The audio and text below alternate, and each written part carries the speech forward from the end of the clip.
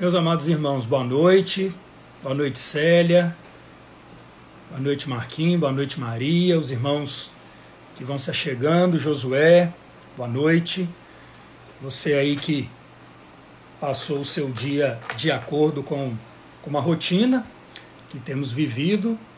Espero que Deus tenha te dado um dia abençoado, um dia tranquilo, dentro de todas essas possibilidades. Bom dia, Eunice. Deus abençoe. Boa noite, Sueli. Deus abençoe muito a vida de todos vocês, meus irmãos. Esse é um momento muito precioso para nós, esse momento de estudo da palavra do nosso Deus. Louvado seja o nome do nosso Senhor e Salvador Jesus Cristo. Boa noite, nossa irmã Joyce. Boa noite, Silvana, Fleg, Maurino, os irmãos acompanhando aí da sua casa o estudo da palavra do nosso Deus daqui a pouquinho. Boa noite, Lohane, todos vocês que aí vão se achegando devagarzinho, vão tomando aí os seus devidos assentos, né? A gente tem dito que sempre há lugar nesse espaço virtual. Deus abençoe muito a vida de todos vocês. Natália, de Baixo Guandu, Rose, boa noite, Deus abençoe. Dona Marildes, boa noite.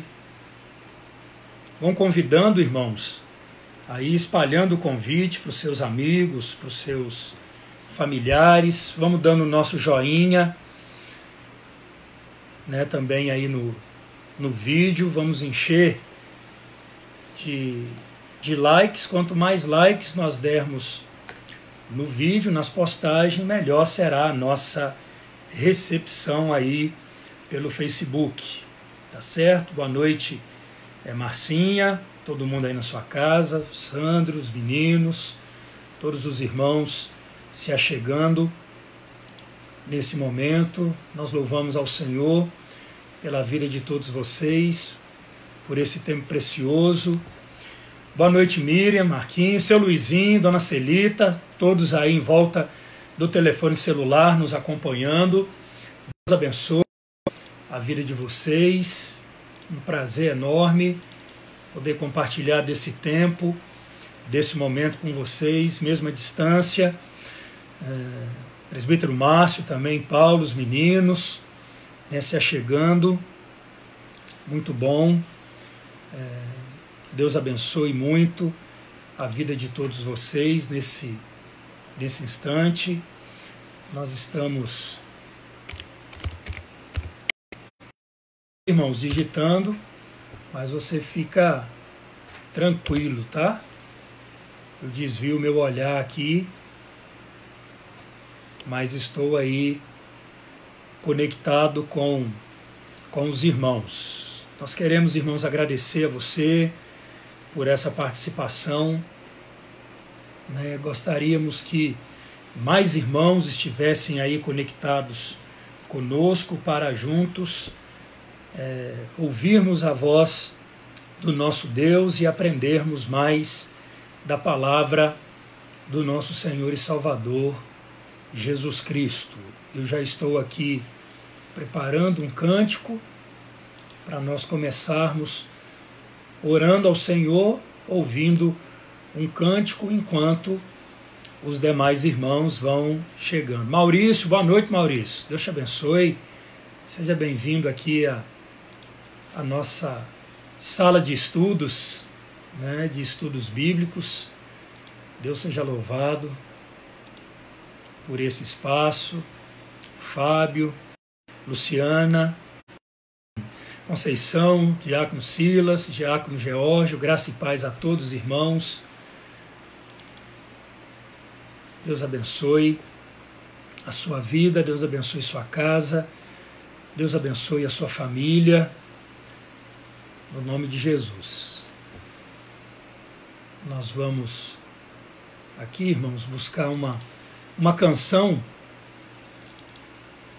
uma canção assim das mais antigas, para nós ouvirmos enquanto vamos nos achegando aqui. Tia Vera, tio Betinho, Deus abençoe. Neia, Deus abençoe. Nós vamos passar aqui, irmãos, um cântico enquanto você vai chegando, para nós ouvirmos lá do Ministério Koinonia de Louvor, o cântico Flua do terceiro CD, ou LP na época, né? Nós vamos passando aqui o cântico enquanto vocês vão chegando. Boa noite, Raquel, boa noite, Fábio. Vamos ouvir essa canção.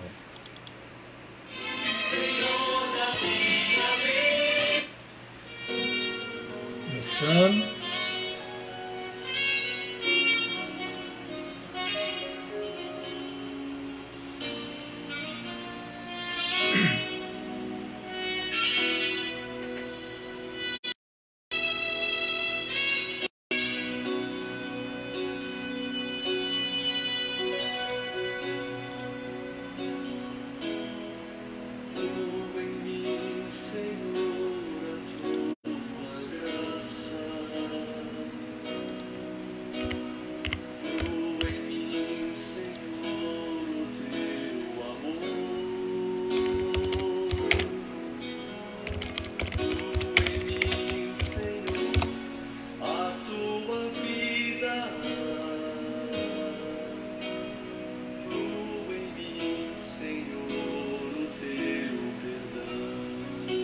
Se você sabe o cântico, cante aí na sua casa, com a sua família, pedindo que o Senhor flua sobre a sua vida, sobre a sua casa, sobre a sua família, a sua graça, o seu amor, o seu perdão, o seu amor no nome de Jesus. Nós precisamos da graça do Senhor, precisamos da vida do Senhor na nossa vida. Boa noite, Daí, boa noite, irmãos.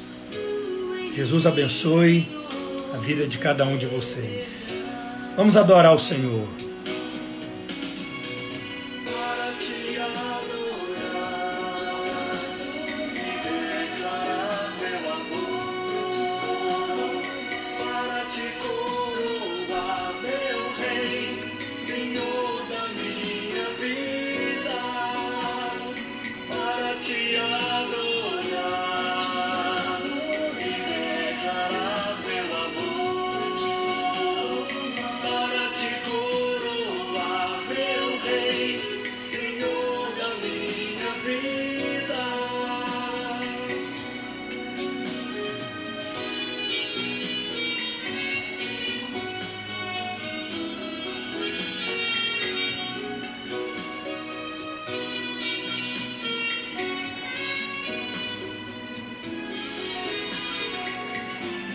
Mais uma vez.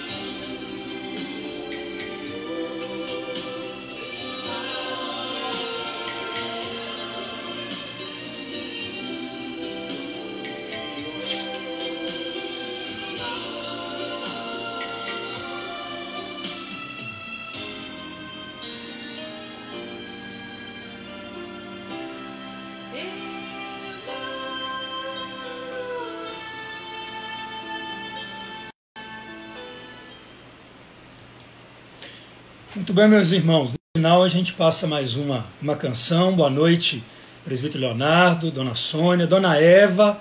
Deus abençoe a senhora, dona Eva. Temos saudades também da querida irmã. Deus abençoe Adriano, Deus seja contigo, no nome de Jesus. Vamos orar, irmãos, para nós começarmos o estudo da palavra de Deus. Se você conseguir, com o celular aí é um pouco difícil, né?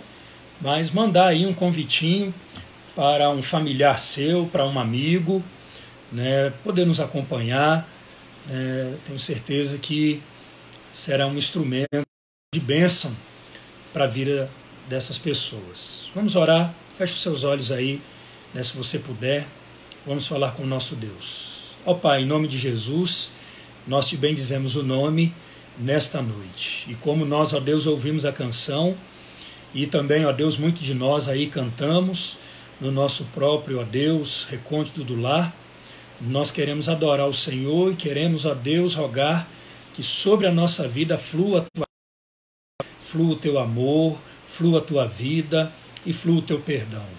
Queremos, ó Deus, adorar o Senhor, declarar, ó Deus, o nosso amor e dizer, ó Deus, que somos totalmente dependentes de Ti. E rogamos, ó Deus, que nesse momento, quando estaremos estudando as Sagradas Escrituras, o Senhor nos oriente pela iluminação do Santo Espírito do Senhor. Muito obrigado por essa oportunidade, muito obrigado por essa plataforma, ó Deus. O Senhor deu sabedoria aos homens para desenvolvê-la e assim podermos, ó Deus, ter ao alcance dos nossos olhos e ouvidos o estudo das Sagradas Escrituras. Que assim, ó Deus, o Senhor ministre aos nossos corações para a glória do Teu nome, em nome de Jesus é que oramos agradecidos. Amém. Amém.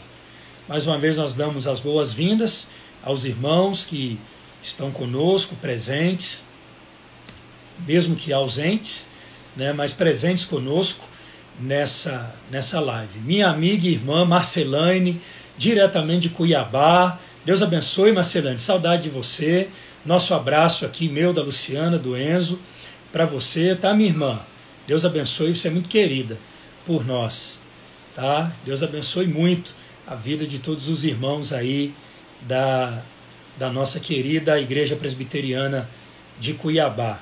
Meus irmãos, o nosso texto é o texto de Apocalipse, capítulo 3, do verso 14 até o final do capítulo, até o verso de número 22. Se você está aí com a sua Bíblia, por gentileza, abra a sua Bíblia no texto em pauta. Apocalipse, capítulo 3, do verso 14 até o verso 22. Serjão, Rose, sejam bem-vindos, vão tomando seus assentos e acompanhando aqui. Vamos começar agora, vamos ler o texto bíblico agora, tá bom?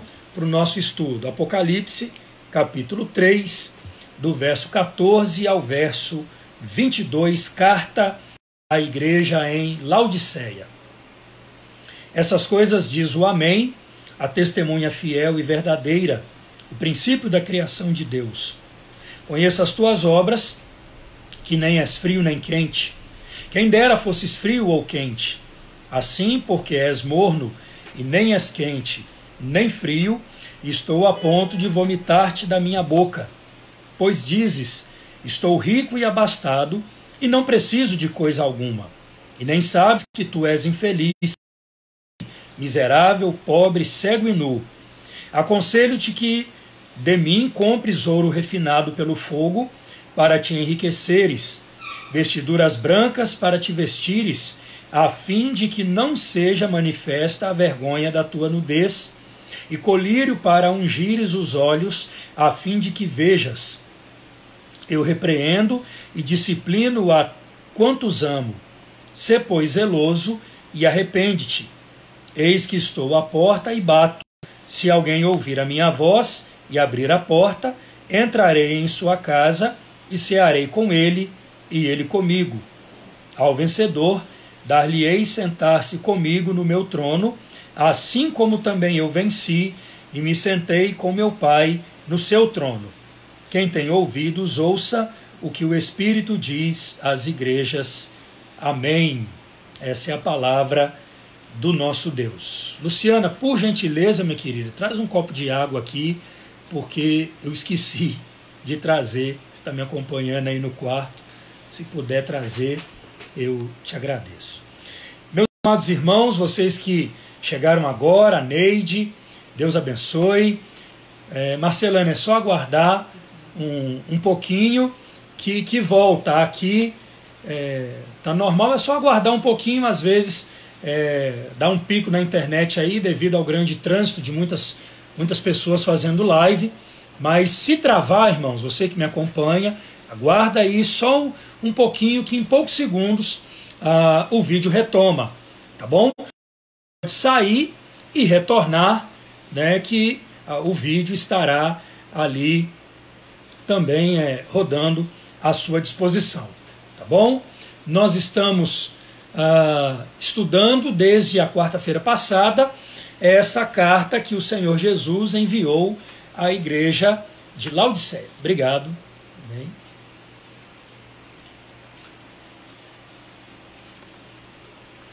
Essa carta que o Senhor Jesus enviou à igreja de Laodiceia.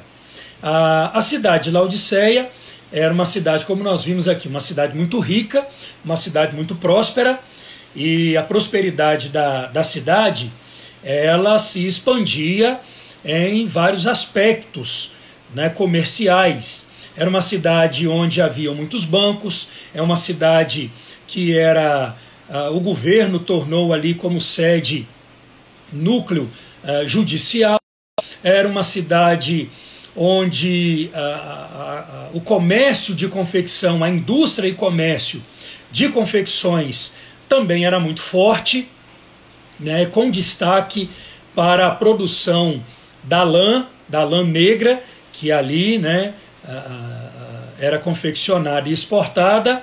Era também uma cidade muito famosa pela escola de medicina, que ali existia, e o desenvolvimento científico dessa escola de medicina era assim tão adiantado, por assim dizer, naquela época e naquele contexto, que eles chegaram a desenvolver, né, um pó frígio, um bálsamo, né, que era quase que miraculoso para os olhos. Então isso atraía a atenção dos povos, né, de todo o mundo conhecido naquele contexto ali.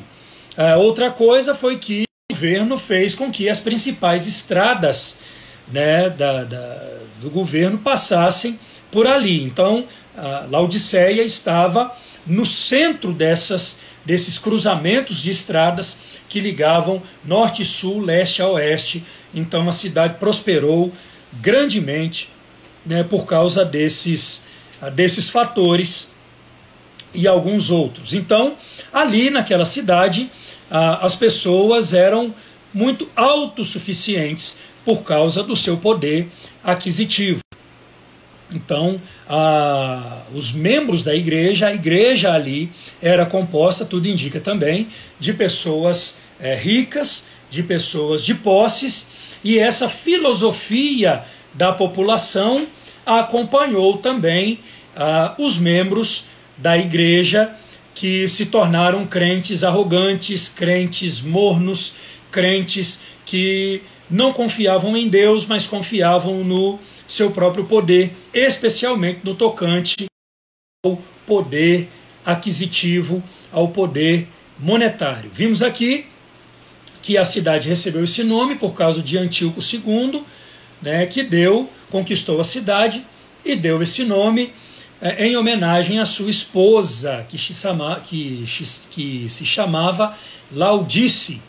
Então, Laodiceia vem de Laodice. Boa noite, Geni, boa noite a todos que vão chegando aí para o nosso estudo da Palavra de Deus. Então, Laodiceia se tornou uma cidade tão próspera, tão rica, que no ano 60 da era cristã, ela foi parcialmente destruída por um terremoto e recebeu a proposta de auxílio financeiro do governo romano para sua reconstrução, mas, segundo Tácito, senador, historiador romano daquele período, né, a cidade não apenas rejeitou a oferta do governo romano, como se colocou também à disposição para não só reconstruir a si própria, como também para reconstruir as cidades circunvizinhas que também haviam sofrido com aquele terremoto, e de fato isso aconteceu. Então essa igreja, esse povo que Deus, através de Jesus Cristo e do apóstolo João, remete a sua mensagem. O problema da igreja não era a perseguição, apesar da população judaica existente em Laodiceia. O problema da igreja não era a perseguição da parte dos judeus. O problema da igreja também não era uma perseguição gentílica, né? O problema da igreja era o cristianismo morno, cristianismo nominal, um cristianismo falso. Esse era o problema da igreja de Laodiceia.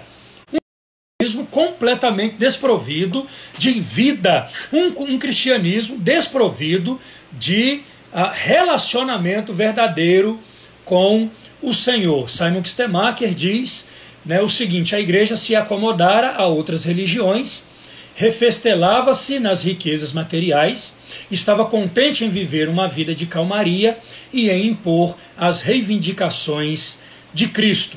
Então essa igreja se acomodou ao seu contexto, estava satisfeita com a sua prosperidade, orgulhosa de seus membros ricos e influentes na sociedade, de tal maneira que a sua prática religiosa nada mais se tornou do que uma mera simulação. Pastor Ângelo, meu amigo, que é mestre em teologia com ênfase também na escatologia, bem pontuou isso também na nossa live participando. Paulo Alex, meu cunhado, minha irmã, todos assistindo aí, Baixo Guandu, Marcelena, Ozemi, também presente conosco nessa noite. Deus abençoe a vida dos irmãos. Então, relembrando, meus queridos, esse era o perfil do crente de Laodiceia. Um indivíduo orgulhoso, um indivíduo obstinado, um indivíduo vaidoso, satisfeito consigo mesmo e que se julgava acima de tudo e de todos. Ok?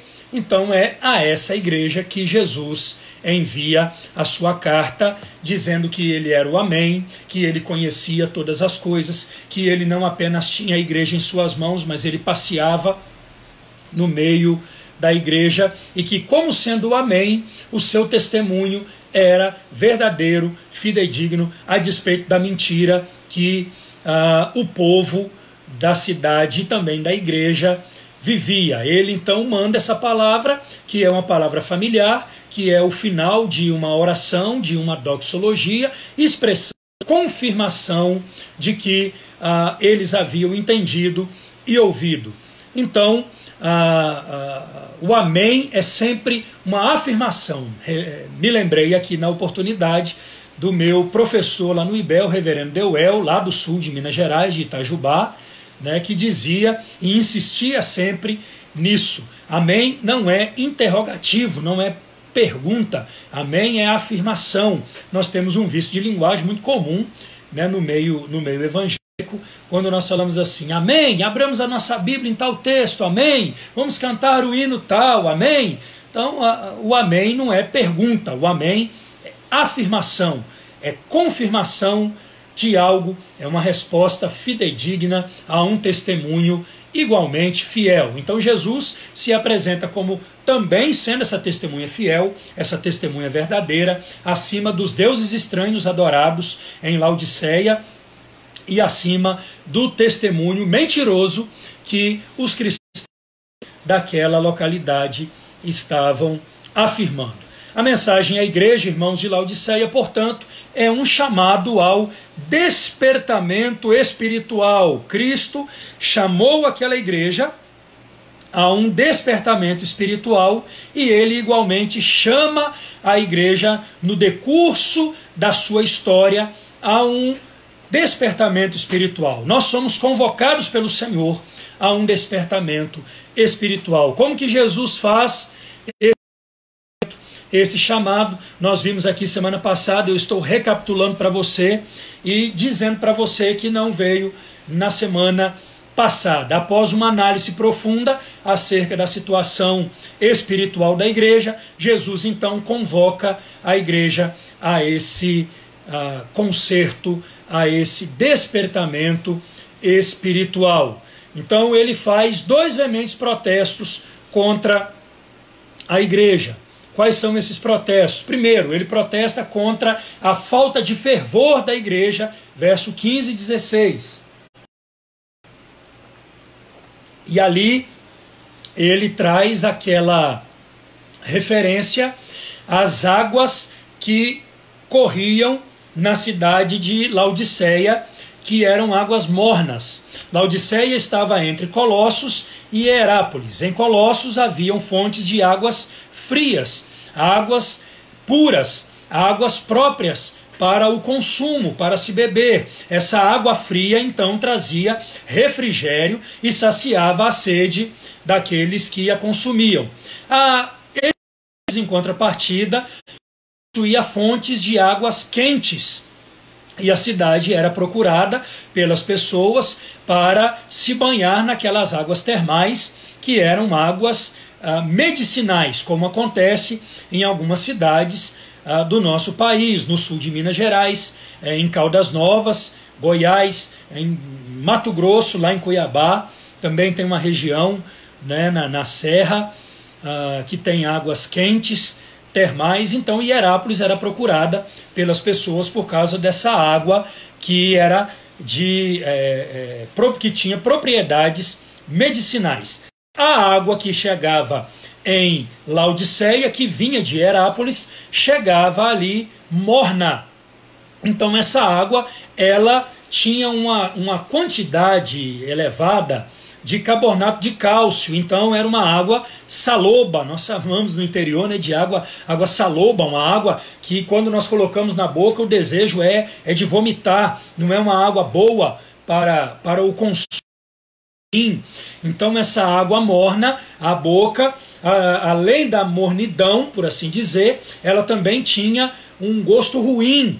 Então as pessoas não conseguiam beber.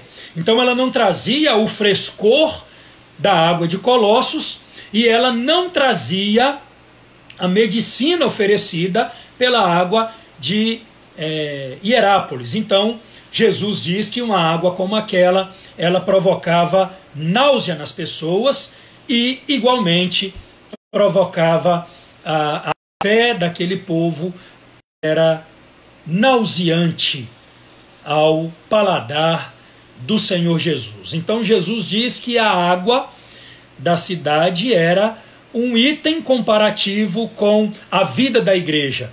Aí ele diz: eu conheço as suas obras são indignas de menção, suas obras não são dignas de serem mencionados. Assim como a água morna da sua cidade leva as pessoas à ânsia de vômito, as suas obras também me levam a ter ânsia de vômito. Eu estou então prestes, veja bem, prestes a vomitar-te da minha boca. Jesus ainda não havia vomitado a igreja de Laodiceia, mas estava prestes a vomitá-la de sua boca. Esse é o primeiro protesto que o Senhor faz contra a igreja. O segundo protesto é contra a arrogante autoconfiança daquela igreja. Verso 17 diz, ele diz assim: pois dizes, Jesus dizendo que aquela igreja dizia: estou rico e abastado e não preciso de coisa alguma, e nem sabes que tu és infeliz, e sim, você é miserável, pobre, cego e nu.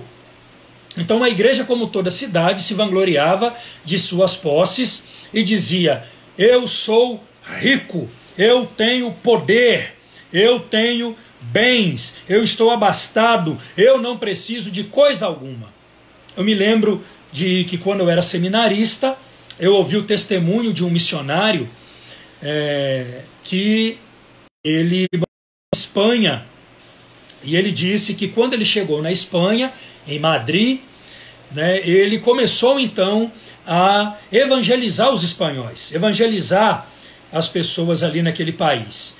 E ele disse, eu ouvi esse testemunho lá em Belo Horizonte, na 8ª igreja, né, isso em 2002, né, ele disse que muitos espanhóis então viravam para ele e dizia que eles não precisavam daquela mensagem, porque eles tinham dinheiro, e o dinheiro supria-lhes todas as necessidades, eles então não precisavam do Senhor Jesus, porque eles tinham dinheiro, eles tinham euro. A mesma coisa era dita aqui antes pelos laudicenses. Eles diziam que não precisavam de nada, porque eles tinham dinheiro, estavam abastados. E aí o Senhor Jesus então lança por terra aquela arrogância, aquela autossuficiência, dizendo que eles não conheciam nem mesmo a própria situação espiritual. Jesus vai dizer: vocês são pobres, cegos e nus. E antes disso, Jesus os chama de miseráveis. Então, o Senhor Jesus estava chamando-lhes a despertar daquela realidade mentirosa. Ser autossuficiente é o ápice da arrogância espiritual, pois a fé e a confiança no Senhor não mais então funcionam. Nós somos, irmãos, chamados a descermos do nosso salto alto, a descermos desse pedestal que insistimos muitas vezes em subir. Nós precisamos olhar para a nossa própria realidade e percebermos o quanto somos miseráveis, o quanto somos pobres, cegos e nus diante do Senhor. Toda a situação que nós temos vivido nos nossos dias aponta para isso. Nós somos frágeis, nós somos pequenos, nós somos miseráveis. Não há lugar, não deve haver lugar para a arrogância no nosso coração. Cristo, então, da mesma forma que ele chamou a atenção daqueles crentes de Laodiceia, ele chama a atenção para nós nos dias de hoje. Arthurzinho, presbítero lá de Alto Rio Novo, meu amigo, né, Marcílio, ele chama a nossa atenção, de todos nós, senhoras e senhores, irmãos e irmãs que me acompanham nessa hora. Nós devemos descer do nosso pedestal e reconhecer que só o Senhor é Deus, que nós necessitamos desesperadamente dele. Ele é quem de fato está a nossa suficiência. Cristo olha para a minha situação, Cristo olha para a situação da igreja contemporânea e ele protesta contra a nossa falta de fervor, ele protesta contra a nossa frieza espiritual, ele protesta contra a nossa arrogância, a nossa autossuficiência e nos chama, irmãos, a descermos desse pedestal. Mas a mensagem de Jesus não para por aí. Ele nos chama ao despertamento espiritual, também lançando um urgente apelo à igreja. Essa é a segunda lição do texto, a primeira da nossa noite. Até agora nós fizemos uma recapitulação e hoje o primeiro ensino que nós queremos trazer para os irmãos é que nessa carta, nesse apelo ao despertamento espiritual, Jesus faz, nesse chamado, melhor dizendo, Jesus faz um apelo urgente à igreja. Veja verso 18 até o verso 19, até o verso 20, perdão. Aconselho-te que de mim compres ouro refinado pelo fogo, para te enriqueceres. Olha só, irmãos, Jesus está escrevendo a um povo que tinha dinheiro, que tinha bens, que tinha poder, e ele diz que eles na verdade eram miseráveis, pobres, cegos e nus, e agora ele oferece uma solução espiritual. Ele diz: aconselho-te que de mim compres ouro refinado pelo fogo, para te enriqueceres, vestiduras brancas para te vestires, a fim de que não seja manifesta a vergonha da tua nudez, e colírio para ungires os olhos, a fim de que vejas. Eu repreendo e disciplino a quantos amo. Sê, pois, zeloso e arrepende-te. Eis que estou à porta e bato. Se alguém ouvir a minha voz e abrir a porta, entrarei em sua casa e cearei com ele e ele comigo. Nós temos aqui, meus amados irmãos, senhoras e senhores, um apelo urgente de Jesus. Diante da situação dos laodicenses, Jesus os convoca a uma mudança, a uma transformação. Ele lhes faz um apelo singular e um apelo cheio de importantes significados. Dr. Kistemaker bem observa que esse verso está ligado aos 3 últimos adjetivos do verso anterior, do verso 17, do pobre, cego, miserável, pobre, cego e nu. Quando esses 3 adjetivos que derivam de miseráveis, pobre, o cego e o nu, são removidos, os 2 primeiros desaparecem, miserável e digno de compaixão. Eles somem.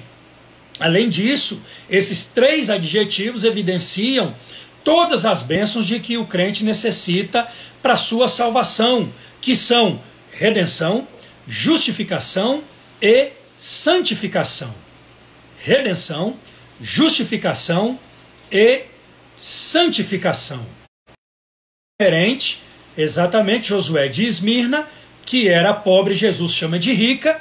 Laodiceia, Jesus chama de pobre, quando eles pensavam ser ricos. É o que o apóstolo Paulo diz: aquele que pensa estar de pé, veja que não caia. É a mesma mensagem aqui. Então, meus queridos irmãos, em vez de uma censura dura, em vez de uma ordem ali, cortante, direta, afiada, o que Jesus faz? Jesus aconselha os laodicenses e manifesta a sua graça tomando a linguagem do mercado e fazendo uma alusão ao profeta Isaías no capítulo 55, verso de número 1, que diz lá: venham, comprem vinho e leite sem e sem custo. Então o que Jesus diz, na verdade, é um eco do profeta Isaías, lá no capítulo 55, verso de número 1, quando o Senhor Deus faz o apelo da graça: venham, comprem vinho e leite sem dinheiro, sem custo. Vejamos aqui, irmãos, de forma mais detalhada, esse apelo de Jesus à igreja. Em primeiro lugar, a igreja deveria buscar os bens espirituais. Verso de número 18. A igreja, infelizmente, em muitos aspectos, em muitos arraiais dos nossos dias, estão buscando riquezas materiais, engabelando os incautos com a oferta de riquezas materiais. Absolutamente, irmãos. Absolutamente. A igreja deve buscar bens espirituais. Bens materiais são bênçãos de Deus, glória a Deus por elas, mas a ênfase da nossa busca, a ênfase da nossa religião cristã é pelos bens espirituais. Veja o que o Senhor Jesus está dizendo à igreja. Verso 18: aconselho-te que de mim compres ouro refinado pelo fogo, para te enriqueceres, vestiduras brancas para te vestires, a fim de que não seja manifesta a vergonha da tua nudez, e colírio para ungires os olhos, a fim de que vejas. Fernandes diz que aqui Jesus se apresenta como um mercador espiritual, um mascate espiritual. No entanto, Jesus não está ensinando, veja bem, Jesus não ensina a compra e venda de bênçãos espirituais, como acontece em muitos arraiais hoje. Não, Jesus não está ensinando a compra de bênção. Bênção não se compra, bênção se recebe. Tátia Maria, diretamente de Belo Horizonte, que bom tê-la aqui conosco, a senhora, sirvo, Deus abençoe, saudade também. O que Jesus, irmãos, está nos ensinando aqui não é a compra de bênçãos, a oferta que ele faz é a graça. Isaías, volte lá no Isaías 55, verso 1. Venham, compre vinho e leite, sem dinheiro e sem custo. É uma oferta da graça do Senhor. Não envolve dinheiro. Tá bom? Você não compra uma bênção com dinheiro. O seu dízimo não é uma moeda de troca com Deus. Você não compra Deus com o seu dízimo, com a sua oferta. Isso sim é mercantilizar a fé. Isso é tornar Deus sim o mascate da fé. Não é esse o ensino das Escrituras. É uma oferta, meus irmãos e senhoras e senhores que me acompanham, uma oferta da graça do Senhor Deus. Jesus chama a igreja a uma busca profunda pelas verdadeiras riquezas que vão muito além das riquezas que a cidade e os seus habitantes dispunham com fartura. Veja bem, eles não precisavam de ouro, de roupa e de colírio, a cidade tinha tudo isso. Percebam que Jesus oferece bens espirituais à igreja usando a figura dos bens materiais que eles possuíam. Eles tinham dinheiro, eles tinham pedras preciosas, eles tinham ouro e prata, eles tinham uma próspera indústria de confecções e eles tinham uma escola médica de referência mundial naquele contexto. Então veja bem, meus irmãos, Jesus usa os elementos físicos para ilustrar as realidades espirituais. Né? É verdade, Sabrina, a maior riqueza que podemos ter é a salvação que há em Jesus. Você está coberto de razão, minha filha. Isso mesmo. Então, o que significa, queridos, esse ouro, essas vestes brancas e esse colírio que Jesus oferece, uma vez que eles não são os bens preciosos, né, físicos, materiais, que a igreja dispunha, que a cidade dispunha naquele contexto. O ouro aqui descrito é um ouro já trabalhado, é um ouro com valor mais precioso do que o metal bruto. Ele já foi provado pelo fogo. Qual é o símbolo? O símbolo aqui, irmãos, é o reino de Deus. É o reino de Deus que possui valor imarcessível. É o reino de Deus que nunca perde o seu brilho. É o reino de Deus que está acima de todas as coisas. Além disso, esse ouro refinado pelo fogo, o fogo que sai do altar de Deus, é o fogo de Deus, é o fogo, né, refinador da nossa vida espiritual. Esse fogo traz a ideia de uma fé que foi provada e que venceu, ou seja, Jesus já está dizendo que aqueles irmãos que permanecessem firmes, que permanecessem convictos, que voltassem ao primeiro amor, a fé deles seria evidentemente provada. Mas Deus haveria de guardá-los, Deus haveria de sustentá-los. Então esse ouro é um símbolo do reino de Deus, do imarcessível e de valor incalculável reino de Deus, maior do que qualquer pedra preciosa, maior do que qualquer ouro refinado. E a fé provada, a fé colocada sob prova, mas que há de prevalecer.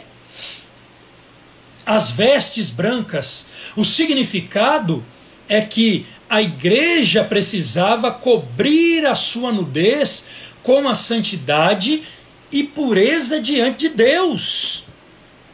Então é Deus que está oferecendo, disponibilizando essas vestes brancas, vestes de louvor, vestes de santidade, de pureza. Nas Escrituras, irmãos, a realidade ou a ameaça de humilhação máxima está centrada na exposição da nudez. Quando Jesus foi crucificado, possivelmente ele foi crucificado completamente nu.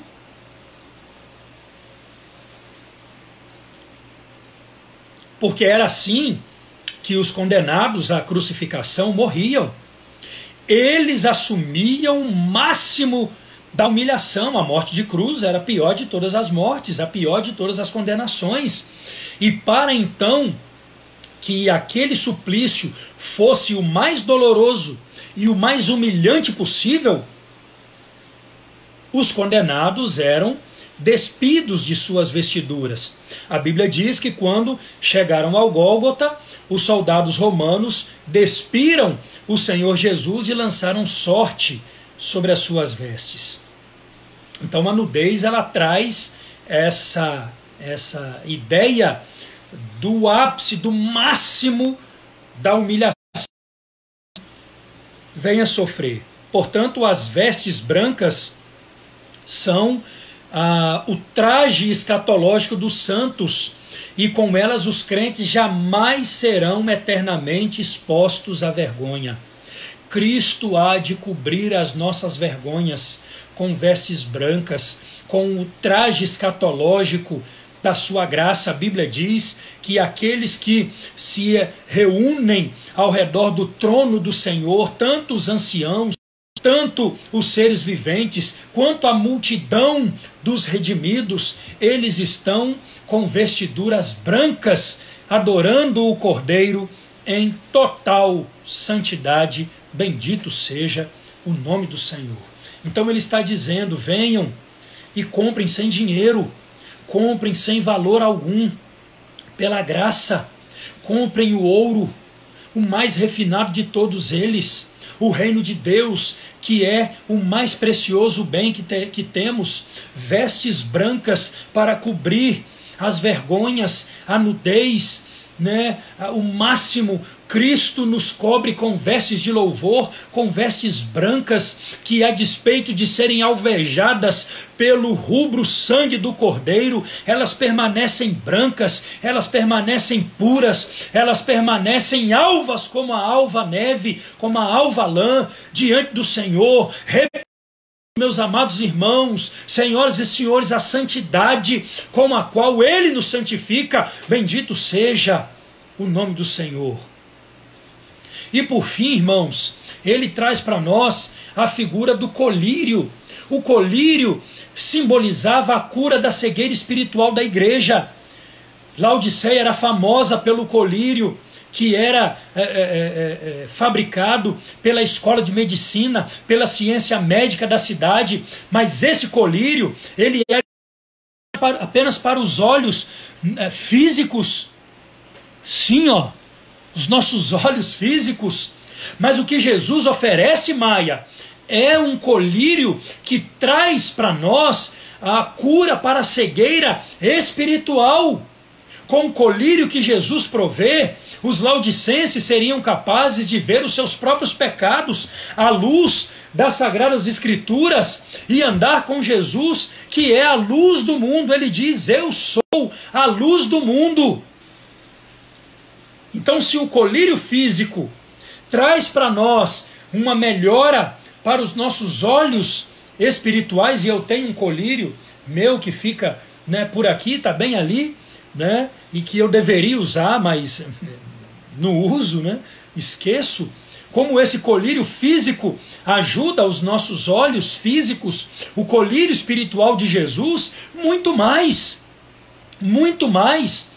Ele é capaz de fazer com que nós vejamos os nossos próprios pecados à luz das Sagradas Escrituras, e assim, funcionados pelo Espírito Santo de Deus, nós podemos andar com Jesus, que é a luz do mundo. Lâmpada para os nossos pés é a palavra do Senhor, e luz para os nossos caminhos ela é. E nós só temos, irmãos, o conhecimento das Escrituras quando nós temos os nossos olhos espirituais banhados por esse santo colírio que Jesus traz aos nossos olhos.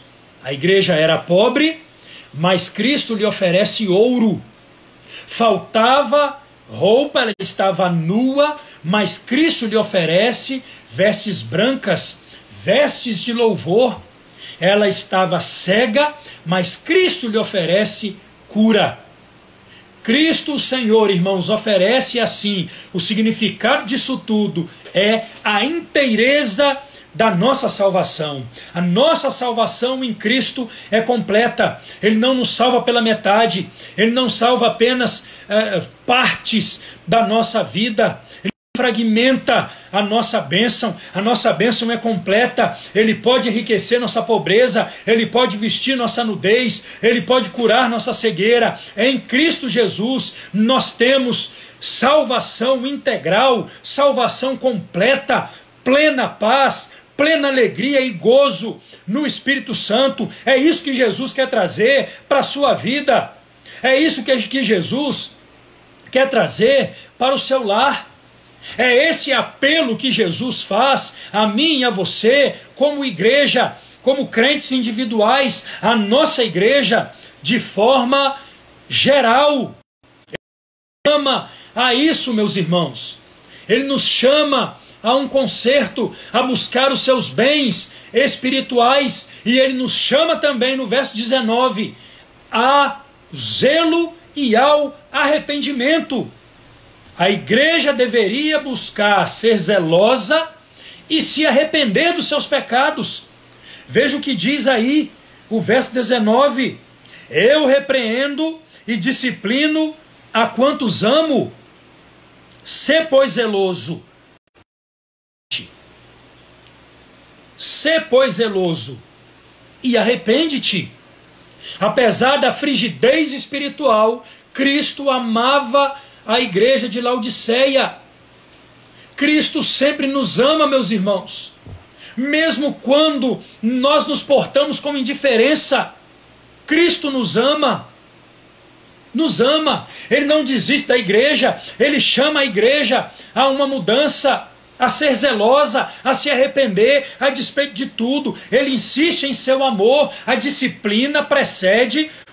Eu repreendo e disciplino a quem amo.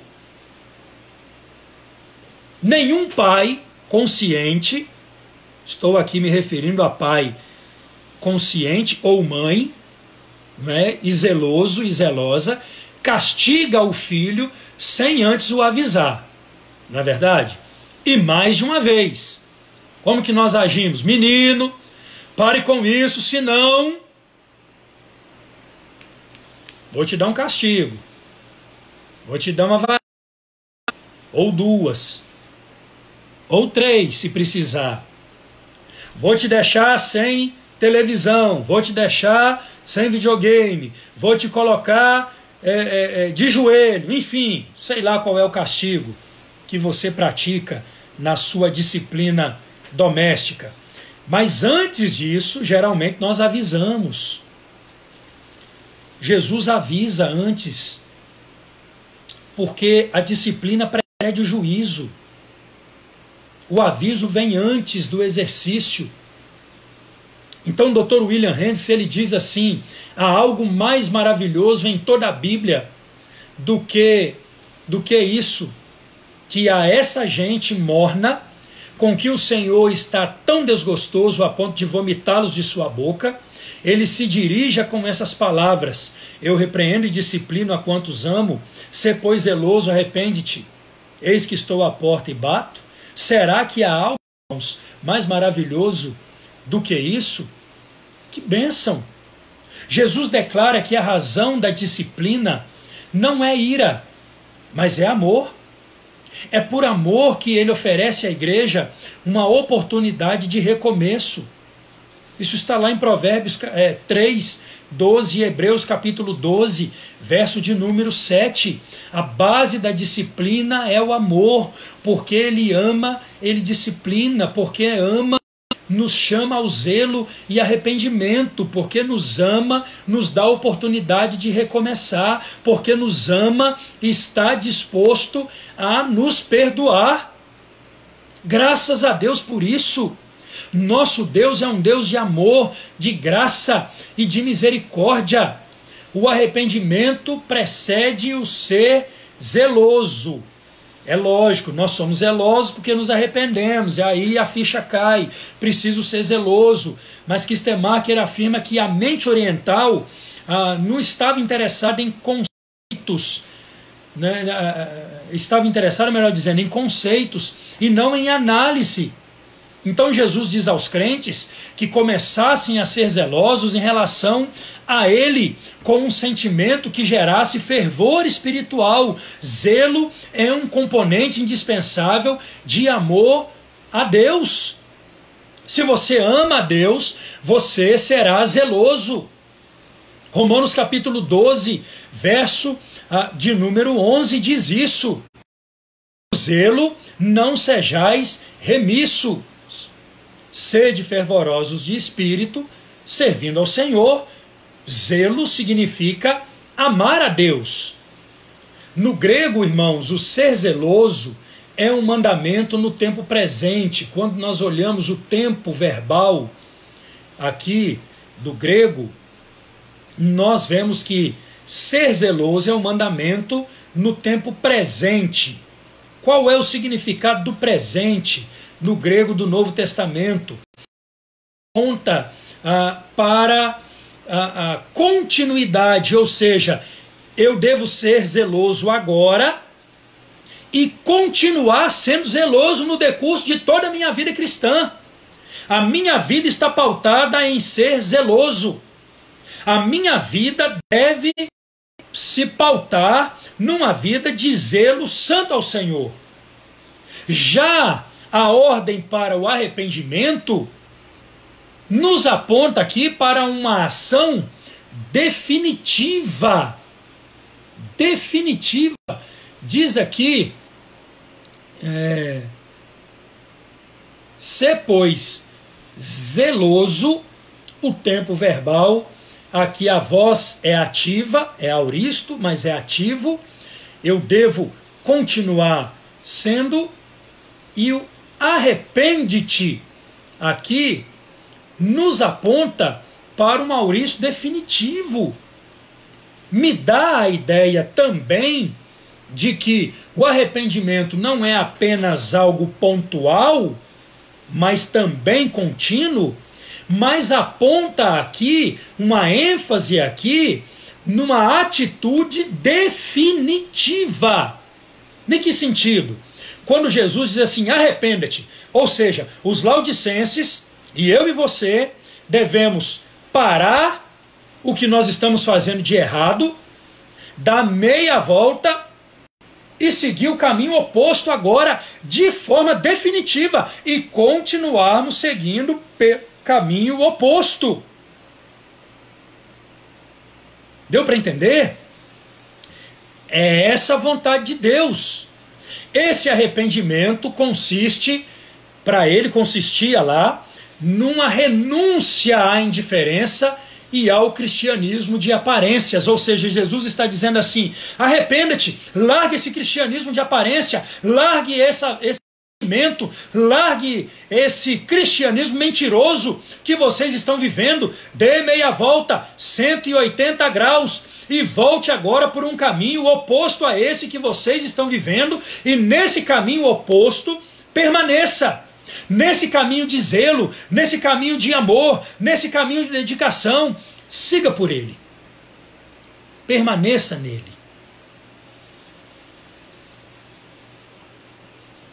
Esse é o sentido da palavra. Em terceiro lugar, irmãos, Jesus apela para que a igreja buscasse um relacionamento profundo com ele. Veja o verso 20.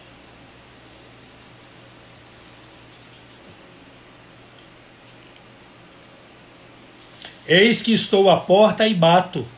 Se alguém ouvir a minha voz e abrir a porta, entrarei em sua casa e cearei com ele e ele comigo. Verso de número 20, irmãos, o Senhor está dizendo que a igreja deveria buscar um relacionamento verdadeiro, profundo com ele. A igreja não tinha relacionamento com Deus. A igreja precisava de um relacionamento verdadeiro com Deus. Jesus não estava presente na vida da igreja. Os crentes haviam deixado Jesus do lado de fora da igreja. Era uma igreja cristã sem Cristo. Cristianismo desprovido de Cristo. Pode algo assim? Um cristianismo sem comunhão nenhuma com Jesus. Figuradamente, então, Jesus se põe do lado de fora do coração daqueles irmãos e ele então bate para obter entrada. Ele bate de forma persistente, ele bate de forma insistente para chamar a atenção de modo que ninguém jamais seria capaz de dizer que ele deixou de chamá-los. Jesus está batendo na porta do meu e do seu coração, constantemente, insistentemente, para que no dia final, nem eu nem você tenhamos a desculpa de dizer: ah, Jesus não bateu na minha porta, não é? Jesus não veio. Não, Jesus, na minha o Senhor não bateu. Olha, nada disso. Nós seremos absolutamente indesculpáveis diante disso. Indesculpáveis. Por isso que ele faz o apelo pessoal. Ele diz: eis que estou à porta e bato. Se alguém, a resposta é particular. Ou seja, eu não posso responder por você. Você igualmente não pode responder. Você só pode responder por você. É verdade, Maria. Que pobreza espiritual é essa? Que pobreza espiritual é essa? Veja bem, queridos irmãos, senhoras e senhores, é Cristo quem está tomando a iniciativa. Ninguém convida Jesus. Estão percebendo isso? O homem espiritual não convida Jesus. Aquele cântico que fez muito sucesso, né? Entra na minha casa, entra na minha vida. Zaqueu não convidou Jesus para entrar na casa dele. Jesus olhou para cima, viu Zaqueu ali, não é? E aí ele diz assim: Zaqueu, desce daí, porque importa a mim entrar na sua casa.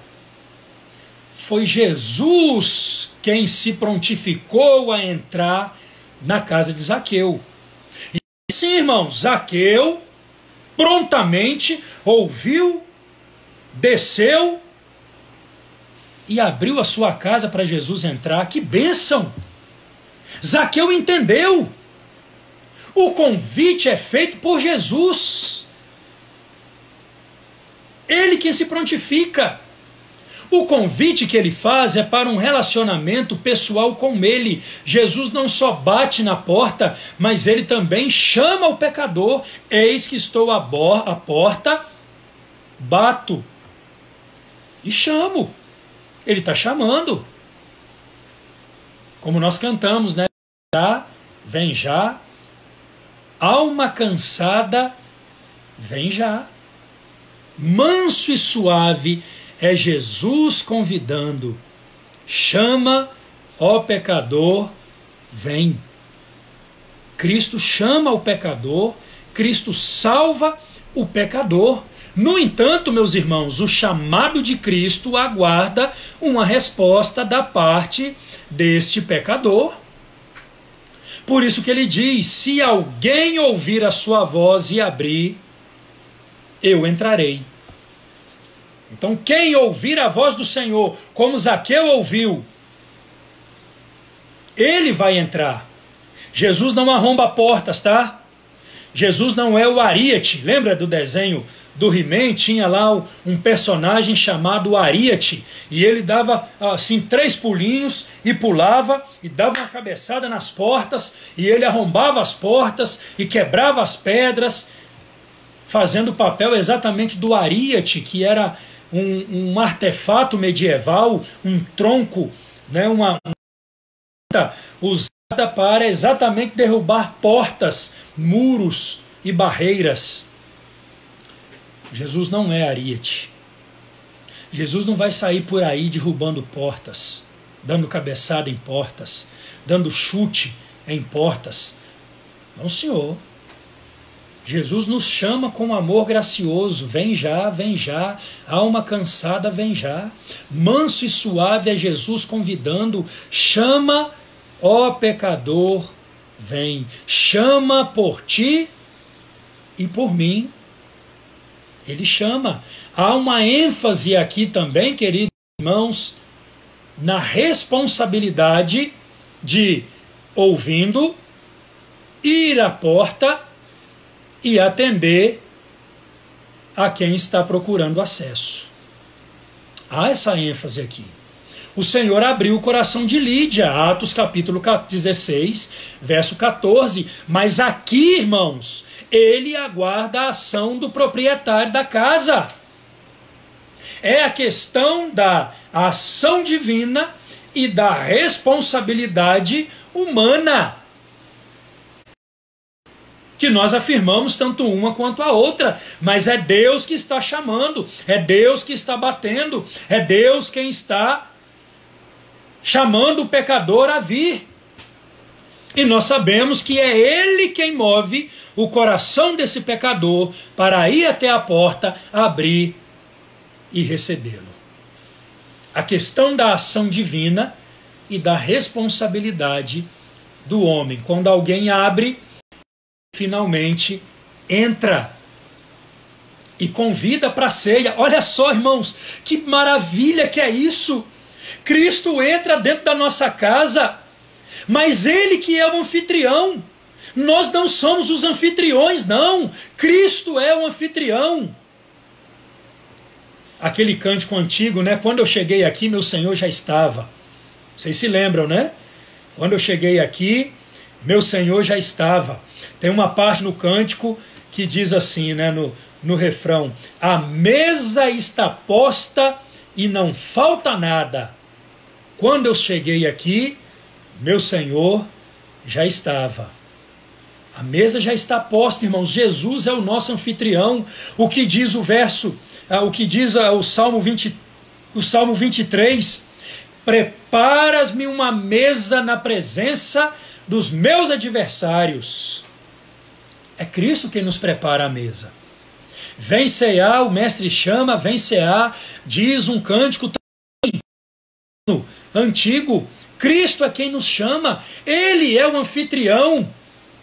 Ele nos convida para a ceia. O que era a ceia para o judeu daquele tempo? A refeição principal. Era um momento em que, quando o pai, né, o chefe de família, chegava cansado do trabalho, eles se reuniam em torno de uma mesa de alimento, e ali então eles tinham a oportunidade de comer, de celebrar o Senhor, de conversar, segundo os comentaristas, até de dar risadas e desfrutar da principal refeição do dia.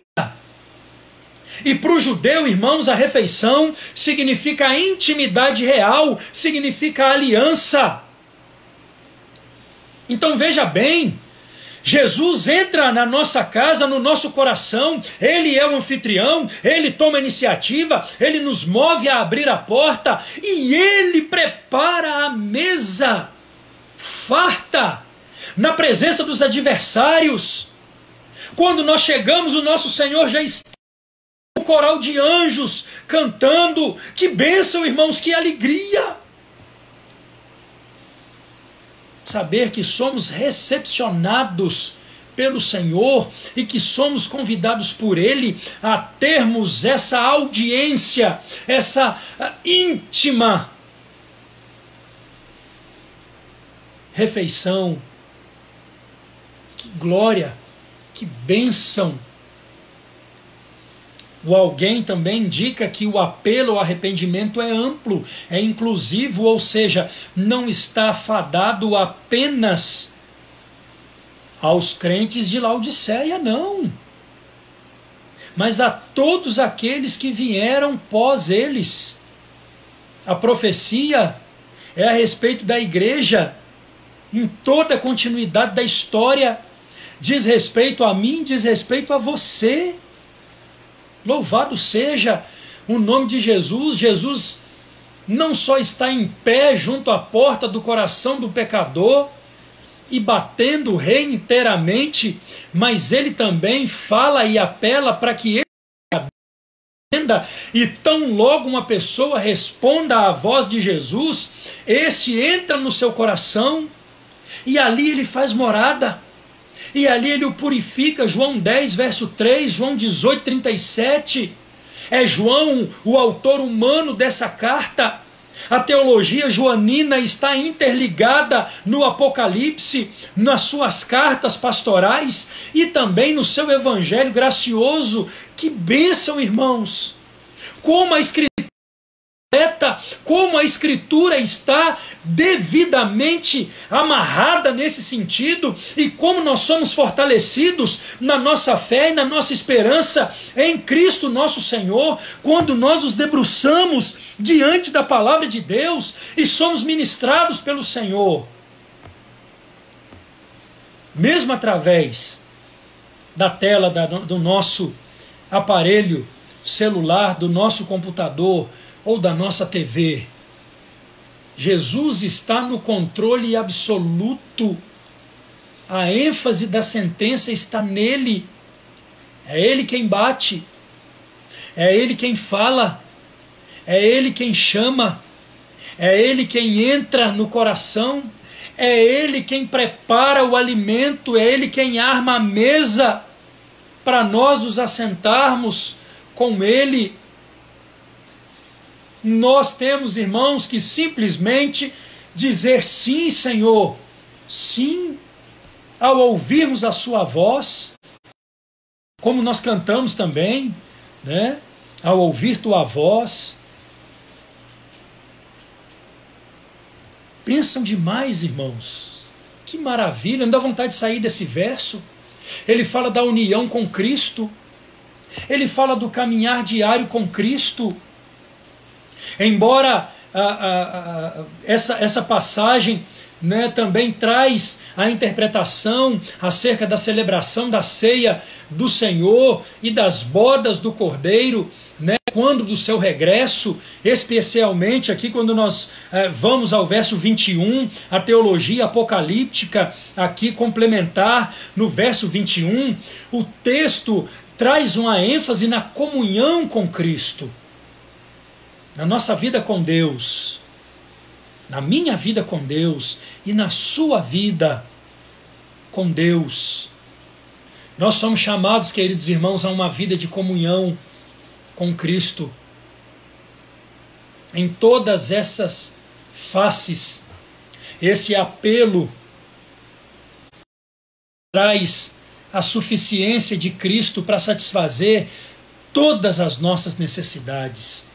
Absolutamente todas as nossas necessidades. A igreja, seguindo o padrão dos demais habitantes de Laodiceia, julgava-se autossuficiente, mas o Senhor não só a desmascara, expondo a sua verdadeira face, como se mostra como sendo aquele que pode salvá-la de sua ruína espiritual. Cristo pode nos salvar da nossa ruína espiritual. Cristo pode salvar você que me acompanha, que me vê nesse momento, da sua ruína espiritual. Quando nós encontramos nele a sua suficiência, ou a nossa suficiência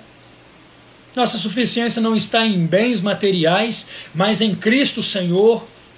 A igreja e as pessoas de forma individual deveriam, por conseguinte, se arrepender, serem zelosas, buscar uma verdadeira e profunda comunhão com o Senhor Jesus.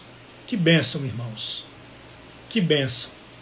E aí, por fim, verso de número 22, Cristo chama a igreja a um despertamento espiritual, comunicando promessas preciosas a ela. Como se não bastasse as bênçãos que vimos aqui nesse verso de número 19, Cristo também comunica bênçãos maravilhosas para nós, para a igreja.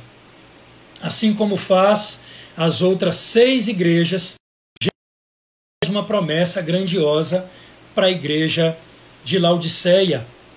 É uma bênção enorme, irmãos, vermos a graça e a misericórdia divina estendidas a uma igreja que não recebe do Senhor nenhum louvor.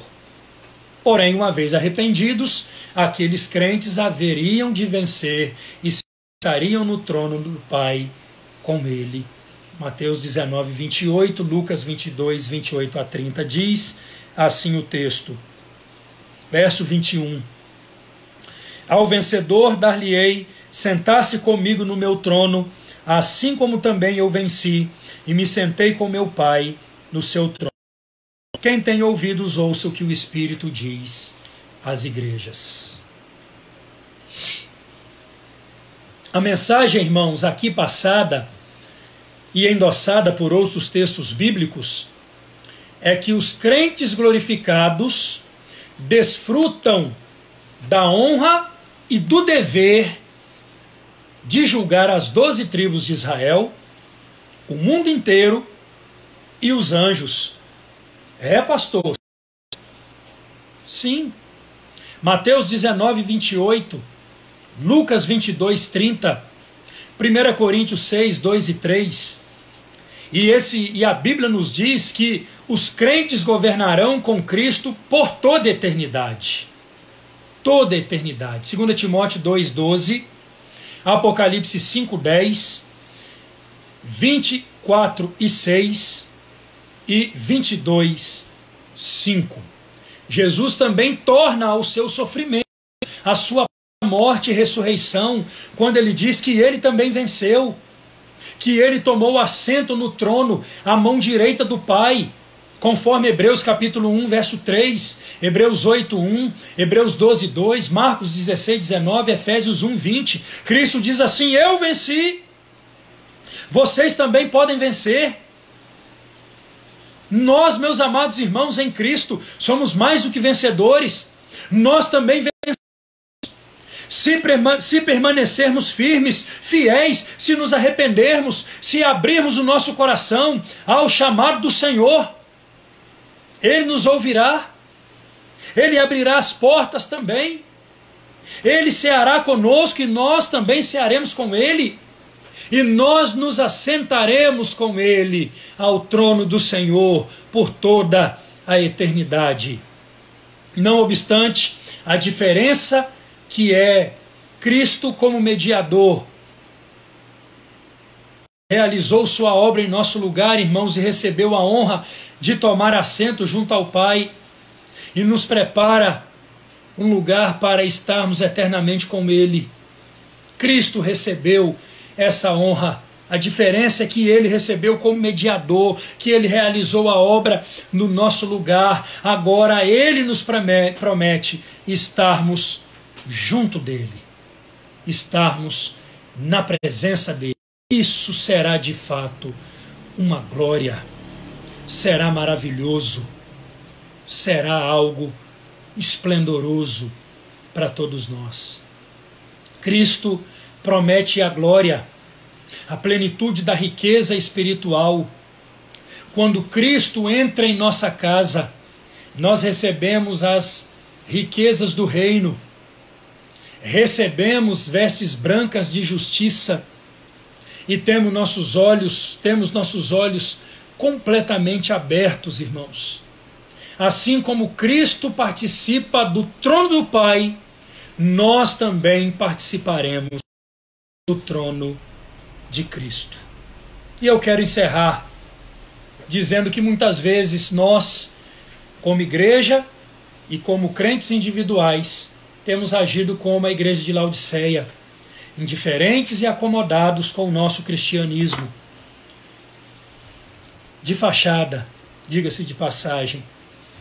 Mas Jesus, irmãos, nos mostra que a aparência externa nem sempre é reflexo da aparência interna.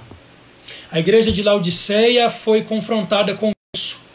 era morna, não trazia frescor, não matava a sede de ninguém, não trazia medicina para o corpo. E ela estava pronta para ser vomitada, caso não considerasse a sua situação. Nós precisamos, no nome de Jesus, rejeitar a indiferença espiritual. Nesses tempos de quarentena, quando você está longe da reunião congregacional, não deixe que isso esfrie o seu coração. Não. Permaneça alimentando a sua alma, permaneça alimentando a sua fé, com oração, com leitura da palavra, com acompanhamento das pregações online. Aumente a sua fé em Cristo, fortaleça em Cristo, a despeito de um monte de notícia ruim que venha. Não deixe que isso tire de você os olhos Senhor Jesus, a fé no Senhor Jesus. Firme os seus passos em Cristo, firme os seus pés no Redentor Jesus. Esteja sensível àquilo que Jesus tem colocado diante de você, eu também, diante de mim. Sejamos fervorosos, busquemos o arrependimento. Somente assim, irmãos, nós seremos vencedores e possuiremos que Cristo tem para nós.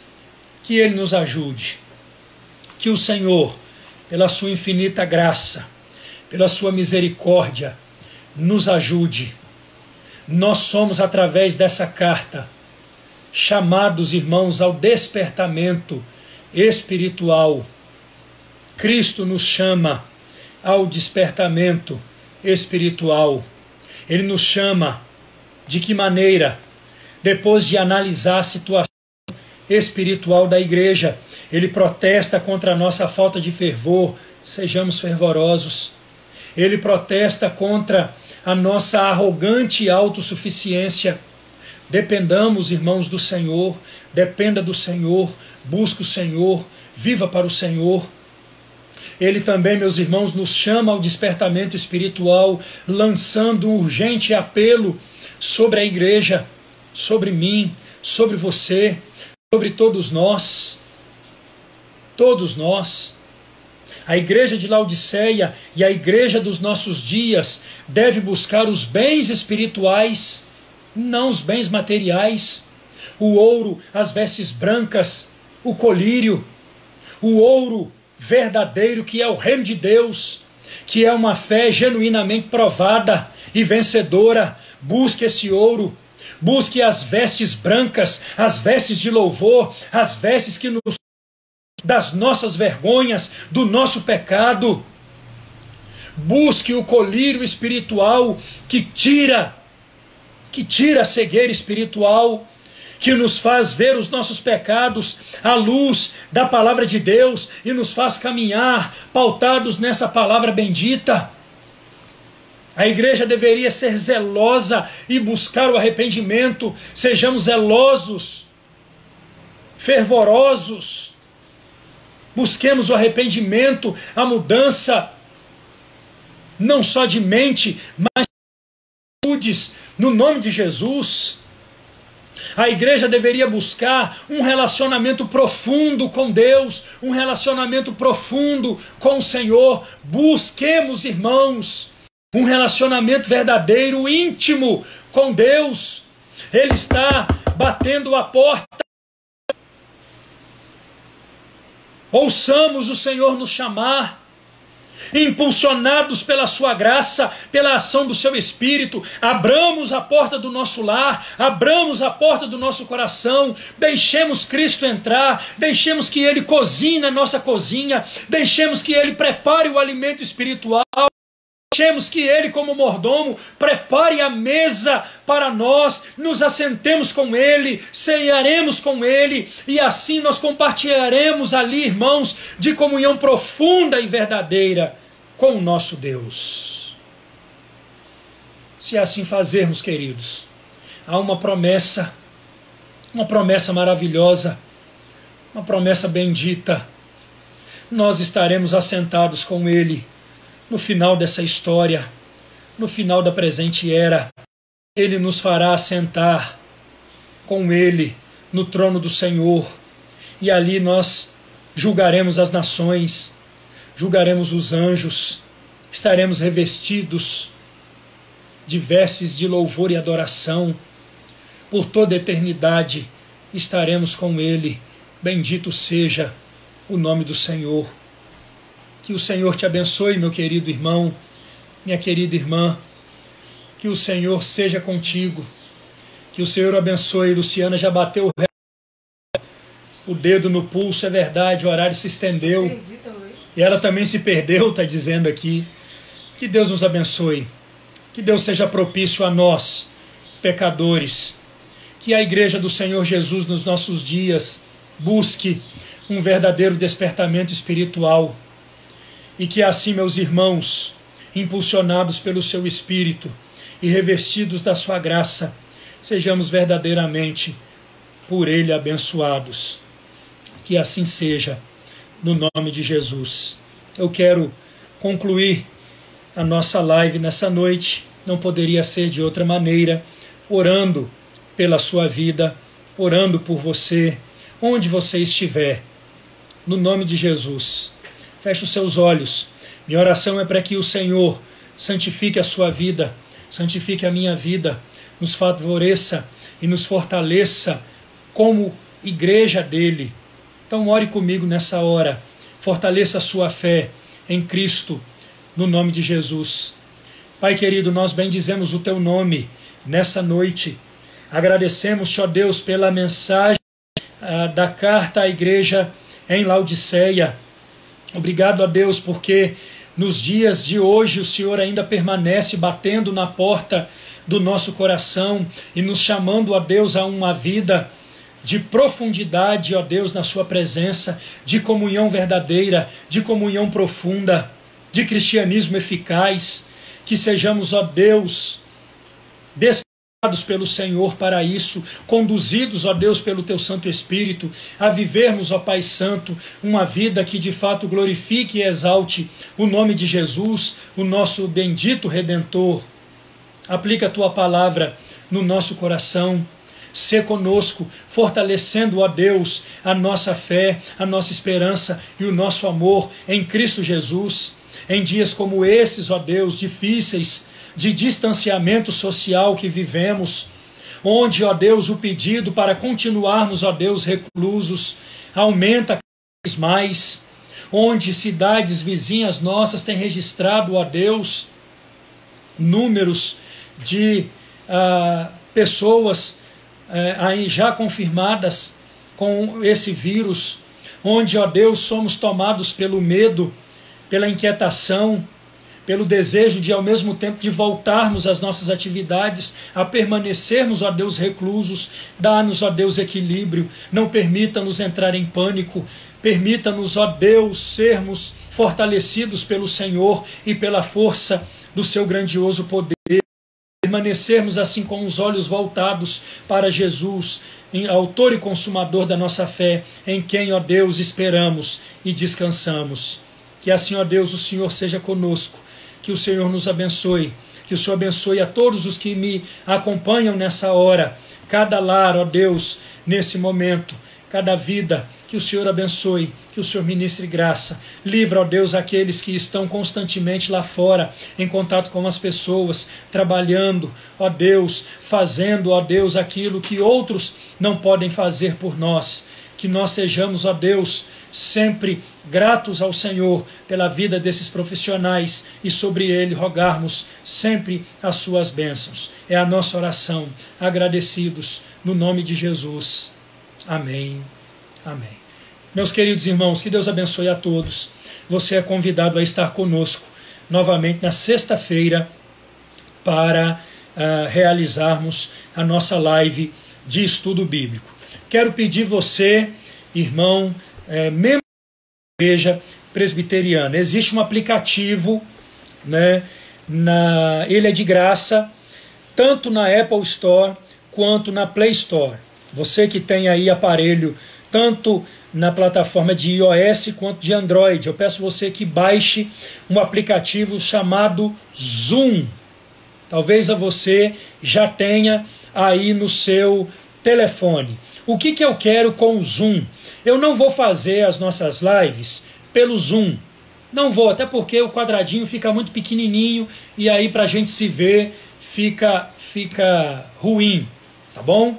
Mas eu gostaria que você baixasse o Zoom no seu aparelho de telefone. Por quê? Porque eu quero agendar visitas virtuais.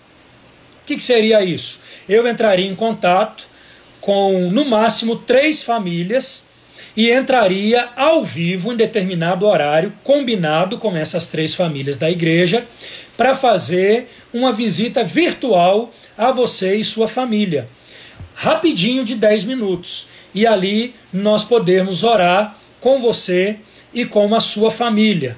Então, eu não vou passar de 3 famílias. Então, se você baixar o Zoom, tá certo? Depois você pode me dar um retorno, um joinha, né, no meu WhatsApp particular. Pastor, baixei o Zoom, tá bom? Aí eu vou começar a fazer aqui um levantamento das famílias da igreja que já tem o Zoom instalado no seu aparelho de celular.